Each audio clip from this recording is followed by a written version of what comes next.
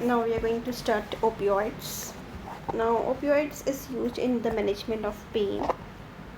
Pain is an unpleasant sensation and it is a consequence of complex neurochemical processes in the peripheral and CNS. Now neuropathic pain is response to anticonvulsants, TCA, serotonin or SSRI or SNRIs. For severe or acute or chronic malignant and non-malignant pain, opioids are considered as a treatment of choice. Now these are the drugs.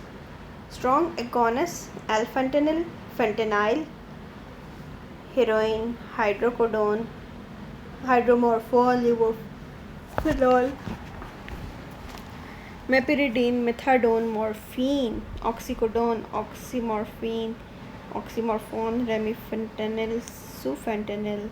Now moderate to low agonists are codeine, and mixed agonist and antagonist, you can also say partial agonist, buprenorphine, butorphanol, nalbuphine, pentazocine. Antagonist: naloxone, naltrexone. Other analgesics are tapentadol and tramadol. Now, the origin natural are morphine and codeine, you all know.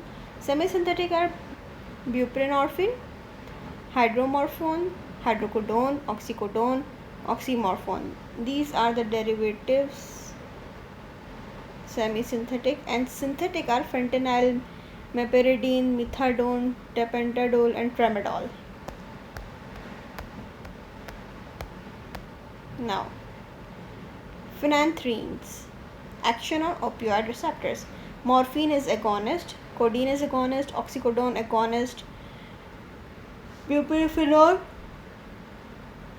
buprenorphine partial agonist, nalbuphine mixed agonist, butorphanol mixed agonist, naloxone antagonist, benzmorphan, pentazocine is mixed, and these are phenylpiperidines. These are all agonist. Diphenylheptane is also an agonist. Phenylpropylamine are agonist. Now opioid receptor. The major effects of opioid are mediated by three main receptor families: mu, kappa and delta.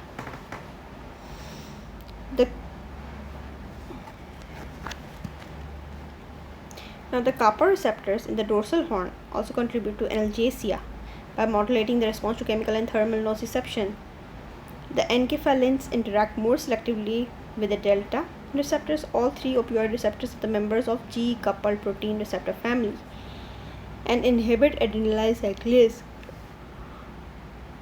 They are also associated with ion channels, increasing post-synaptic potassium efflux, hyperpolarization or reducing presynaptic calcium influx, and impeding neuronal firing and transmitter release. You can see here, this is opioid receptor presynaptic, this is opioid receptor postsynaptic.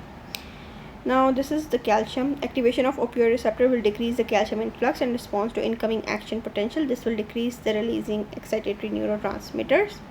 This will be inhibited, and such as glutamate. Okay, this is glutamate neurotransmitter. Now for postsynaptic, activation of the opioid receptor will increase potassium efflux and decrease the response to the postsynaptic neuron to excitatory neurotransmitters.